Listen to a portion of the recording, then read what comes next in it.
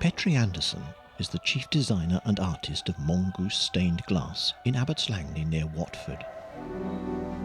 It's 2012, and Haileybury College near Hertford has commissioned Petrie to design and create 2 stained glass windows to be installed alongside an existing window in the college chapel to commemorate the college's 150th anniversary.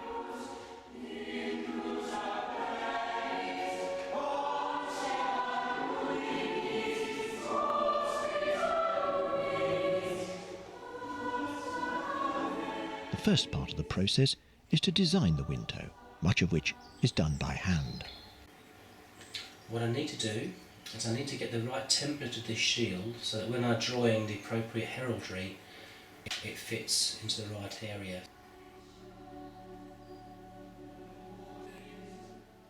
Each element is carefully copied, first by pencil and then in ink.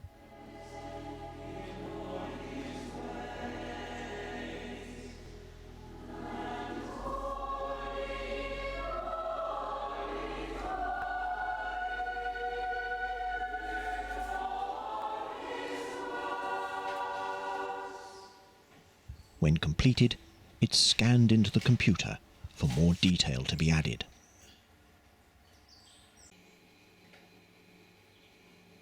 First, colour.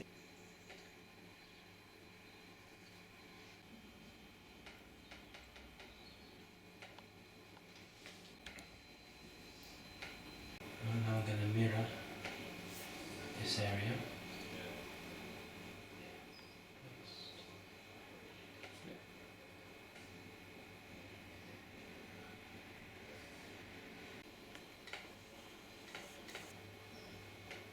Then texture and tone to bring the design to life. The aim is to give the design an appearance which is as close as possible to that of the finished window.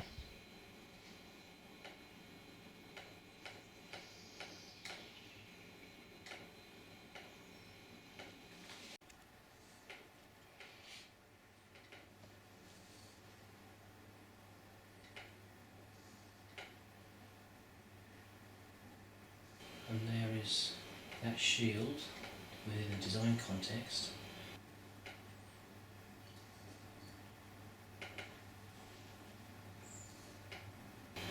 And then for all of the other elements in the design, we'll do the same process, draw them up, add colour, add tone, and paste them in. And that will eventually get us to the place where we've got a submittable design for the client. A site visit to the chapel is essential to take measurements.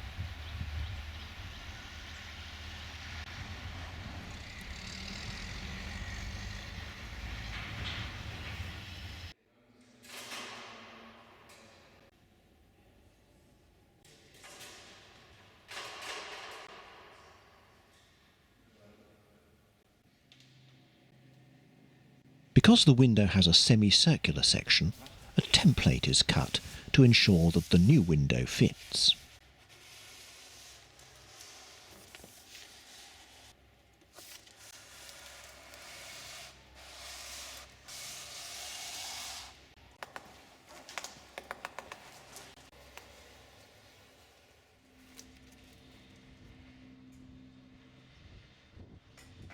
Measurements must also be taken from outside.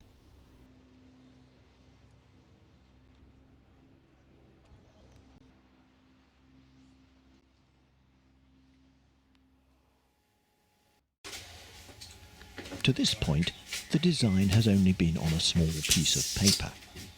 Now, it has to be drawn out full size, so that the glass can be cut and painted accurately. First, a full-size monochrome cartoon is created from the original design. And then the outline of all the elements in the window are drawn on a large piece of tracing paper.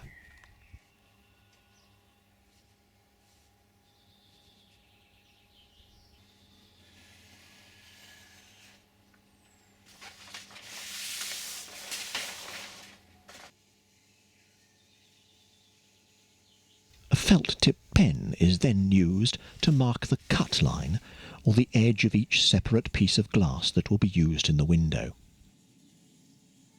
The width of the pen is the same as that of the lead into which the glass is fitted.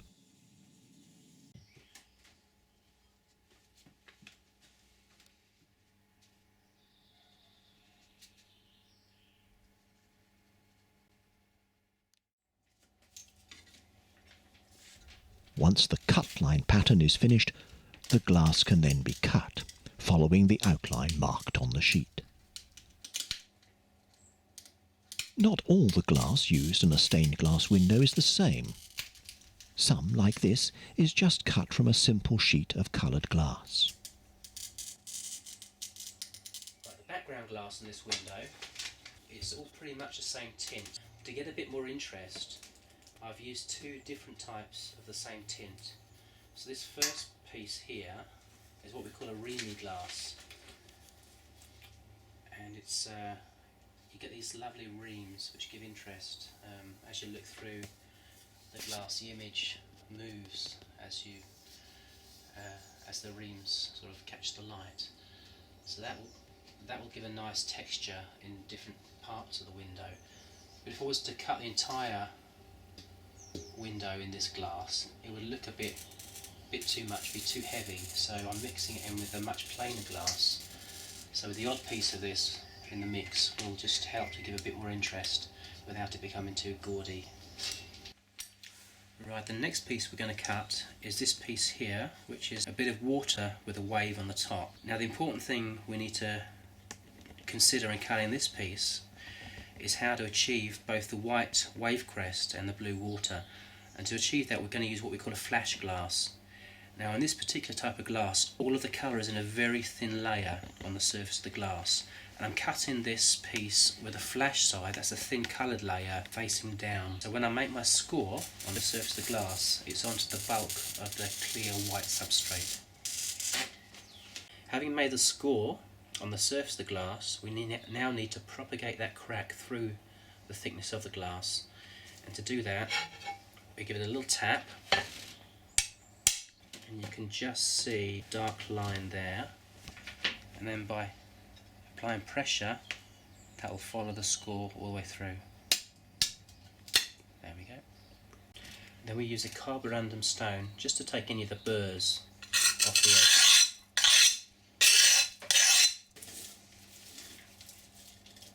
Now I'm cutting to the inside of the black line.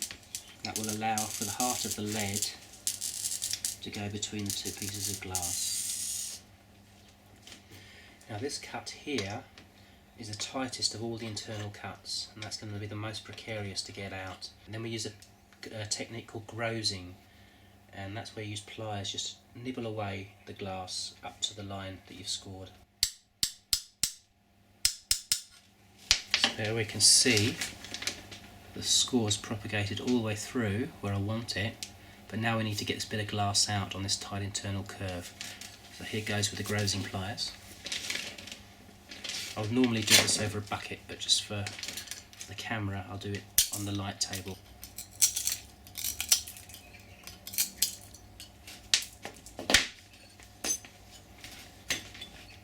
So now we've cut the piece of glass, we just offer it up to the cut line just to check that everything's okay, that there aren't any little bits which protrude beyond the black. You can see here there's a little bit on the corner here which is just sticking out, and also here that point needs to be made into a curve, and we'll just finish those off with a pair of pliers.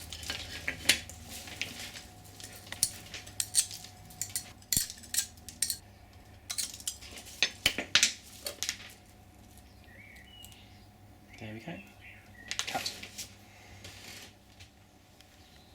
A piece belongs just there. Once the glass has been cut to shape, it is carefully laid in a drawer, and a foretaste of the finished design begins to emerge.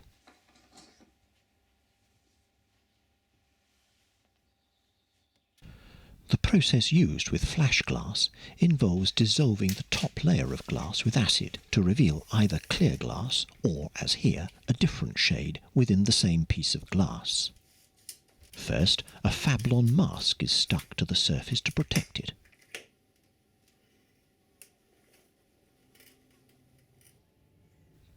And then parts are cut away from the sections to be exposed to the acid.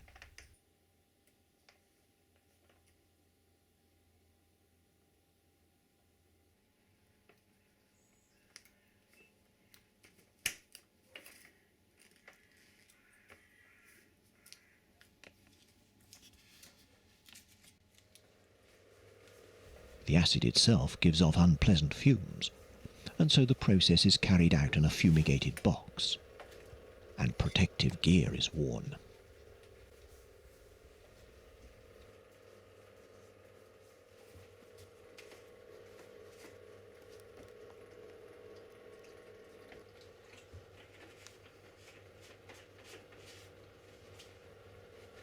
Several pieces can be treated at the same time.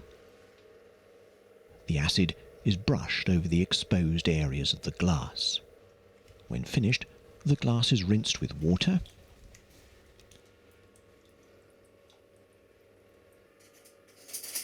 and then dried before the mask is removed. And the effect of the acid can be clearly seen,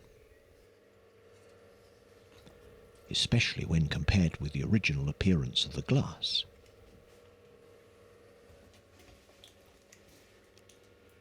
And here's a preview of what the finished section will look like.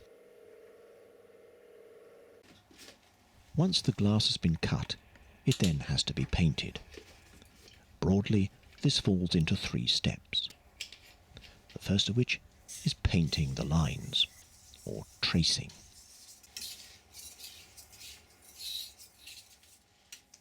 What you want to do when you're tracing like this, you want to try and get some nice thick to thin lines.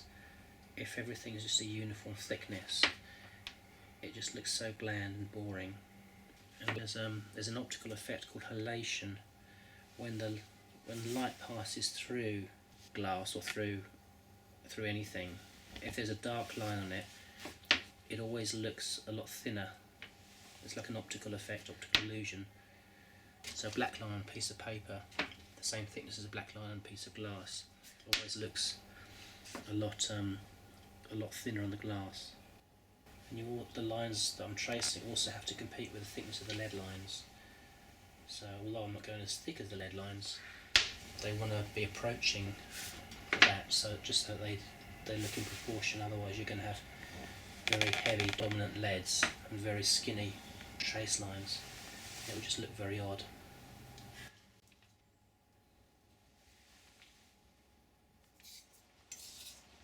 The second step in the painting process is adding shading and texture in a process called modelling.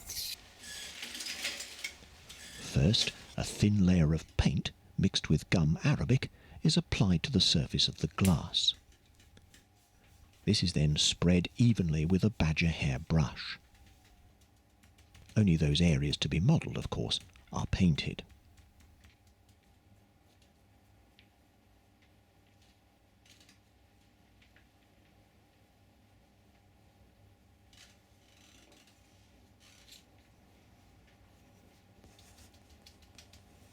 Then, any small areas where the shading is not required are first scraped away.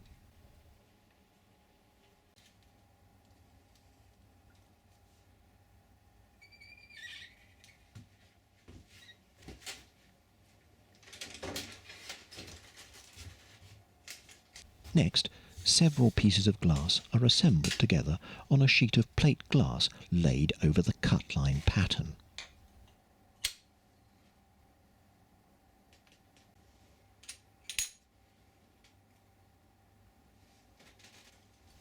Beeswax is then used to stick them down.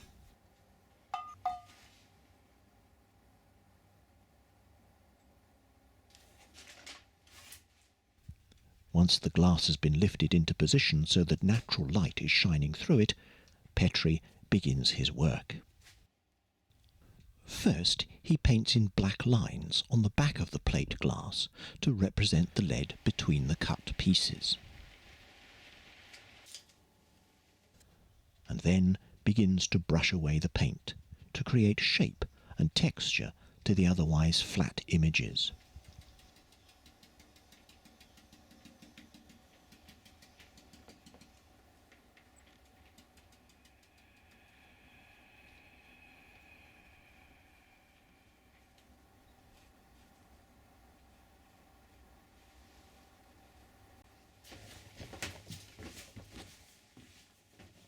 Once completed, the glass is removed, the beeswax scraped off,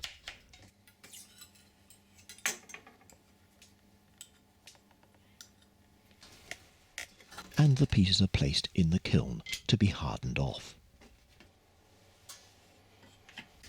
This process is in fact repeated several times.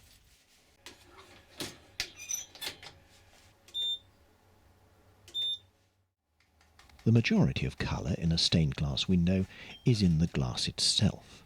The exception to this is certain types of yellow, which is produced by the application of silver nitrate, as in the halo of this angel.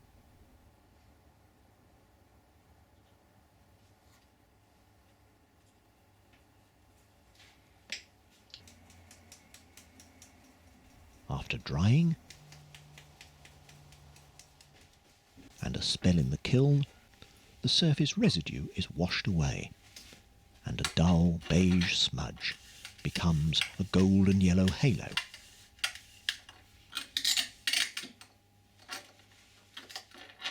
And here it is with natural light shining through it.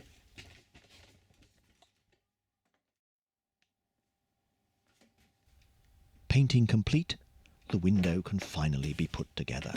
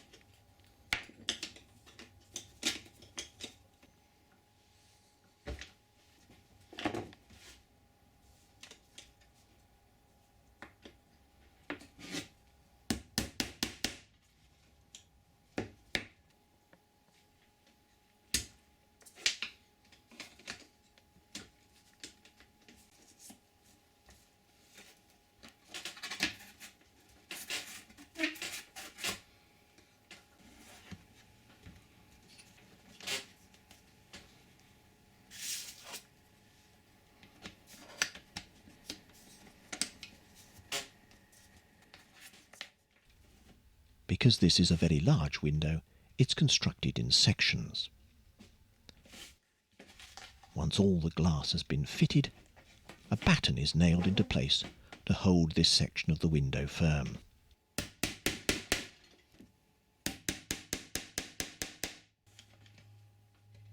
Wax is applied to the joints between the leads before they're soldered together.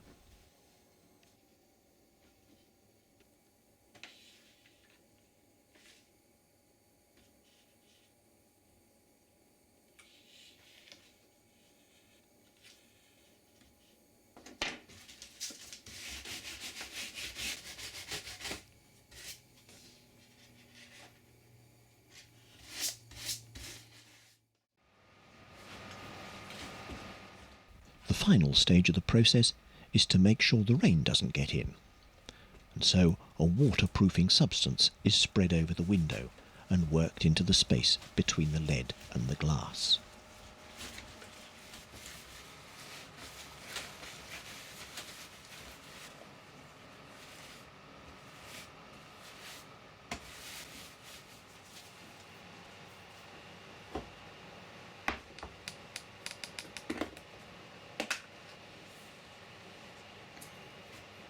A coating of chalk powder acts as a drying agent.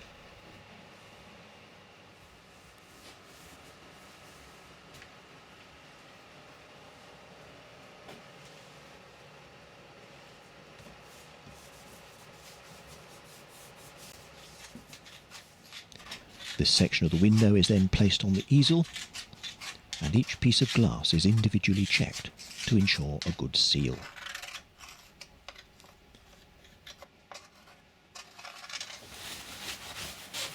Finally, the glass and leads are scrubbed to remove any remnants of the sealant from the surface.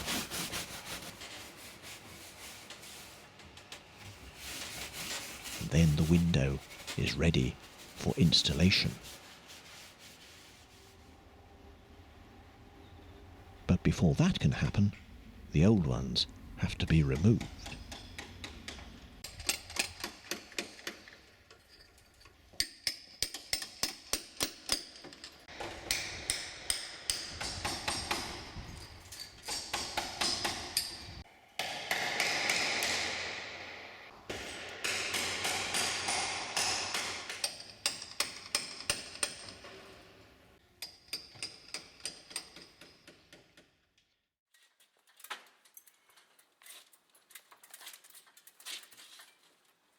Two weeks after installation, the windows were formally dedicated at a service in the college chapel, attended by many former students. At the service, the college choir sang this anthem, specially composed for the occasion by the college director of music.